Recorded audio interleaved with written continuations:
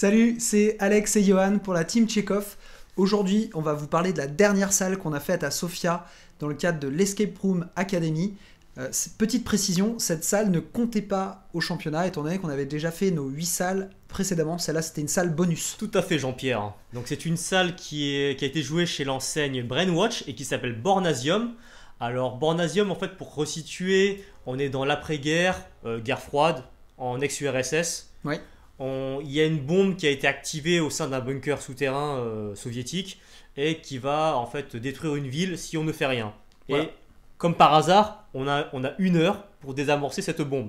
La trouver, la désamorcer et repartir en vainqueur. Voilà.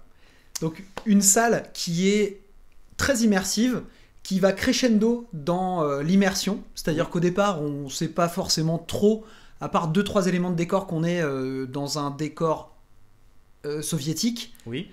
Mais au fur et à mesure, on va pénétrer de plus en plus, de mieux en mieux dans la noirceur, dans voilà, l'ambiance On a une atmosphère qui se voudra de plus en plus oppressante, oui, pesante, parfois même glauque par certains moments.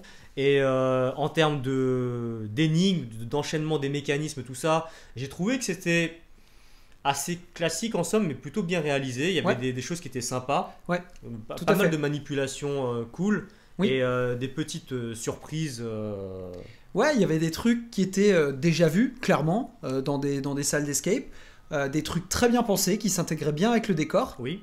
Et on avait aussi des trucs pas si faciles que ça, quand même, parfois dans les salles. Ouais. Tout à fait. Hein. Je crois qu'il y a des énigmes qui nous ont posé quelques petits problèmes. Moi, j'ai bien aimé un truc. C'est la première fois que je voyais ça dans une room où on n'avait pas le droit d'aller dans un endroit, mais qui n'était pas balisé par une porte, par une interdiction de passer ou un cadenas. C'est-à-dire qu'on pouvait physiquement passer, mais on sentait clairement dans le gameplay qu'on n'avait pas le droit d'aller par là. Tout à fait. Voilà, et j'ai trouvé ça cool. C'était la première fois pour moi. On vous laissera le découvrir par vous-même si jamais vous faites la salle. Ouais, c'était une belle salle avec un game master qui était très sympa, là encore. Ouais. Petite particularité, il fait des belles photos Polaroid à accrocher sur son mur. Ce que vous pourrez retrouver sur le Facebook et l'Instagram de l'équipe. Mais en tout cas, une très belle salle avec des mécanismes pas si simples. C'est un bon défi, hein, je pense, pour tester son équipe, cette salle. Ouais. Et puis, c'est comme ça qu'on va conclure notre aventure bulgare. Mais on a fait une vidéo sur les championnats du monde d'Escape Game. Oui.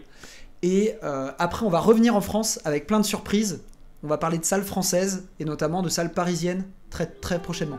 Parce qu'on est de Paris, hein, tout simplement. Voilà. Et on a fait plein de salles en France. Mais ce sera pour après. Pour commencer. Ouais. Yes. Donc, restez connectés. Et à très bientôt. À très vite. Gros Salut. bisous.